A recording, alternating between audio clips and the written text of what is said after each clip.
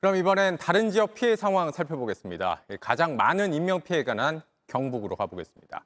지금까지 19명이 숨졌습니다. 산사태가 마을을 덮친 예천에 저희 취재 기자가 나가 있습니다. 자, 윤도열 기자, 아직 찾지 못한 실종자가 8명인데 오늘 추가 발견 소식 없습니까?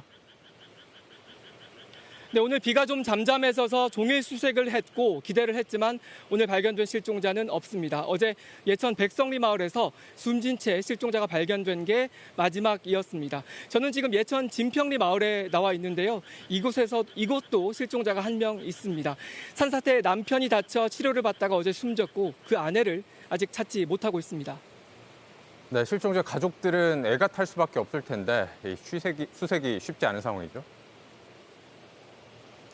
네, 경북 실종자 8명 가운데 4명이 산사태에 유출된 토사에 휩쓸렸습니다.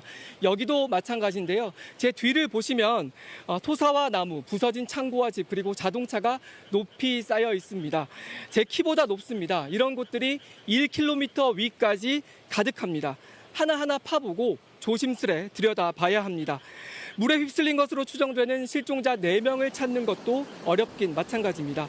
이곳에서 차로 30분가량 떨어진 은산리에서는 갑자기 도로가 꺼지면서 차량 2대가 하천에 빠져 3명이 실종됐습니다.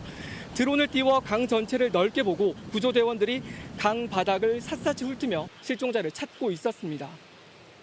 네, 복구 작업도 이뤄져야 하는데 이 피해가 커서 복구 역시 좀 쉽지 않아 보입니다. 네, 낮 동안 군인과 자원봉사자 그리고 주민들이 힘을 모아서 복구를 시작했습니다. 하지만 피해가 워낙 커서 어디서부터 어떻게 손을 대야 할지 막막해했습니다. 특히 경북 봉화는 산 깊숙한 곳에 피해가 많아서 전기와 물이 끊긴 곳이 있는데요. 이런 곳들을 최지우 기자가 둘러봤습니다. 흙더미 위로 집 지붕만 보입니다. 바로 옆 비닐하우스는 밀려온 흙더미에 위태롭게 서 있습니다. 이틀 전 산사태로 이 집에 살던 부부가 숨졌습니다. 집으로 들어가는 다리는 아직도 끊겨 있습니다. 윗마을에서 뽑힌 채 떠내려온 기둥은 하천에 꽂혀 있습니다. 도로가 통째로 다 깎여가지고 강으로 다 묻혀버린 거예요. 그래서 마을로 통하는 유일한 도로마저도 흙더미에 막혔었습니다. 어젯밤 겨우 복구됐지만 흙탕물은 남아 있습니다. 이 길이 열리기 전까진 음식과 물을 걸어서 날랐습니다. 병원에 다니시는 분들이 많잖아요. 이제 그분들은 여기까지 오셔가지고 여기서 업어가지고 저 밑에까지 이제 도보로 걸어서 또 그 밑에서 이제 차 오라 그래가지고 거기서 다시 모시고. 나흘째 전기가 들어오지 않는 곳도 있습니다.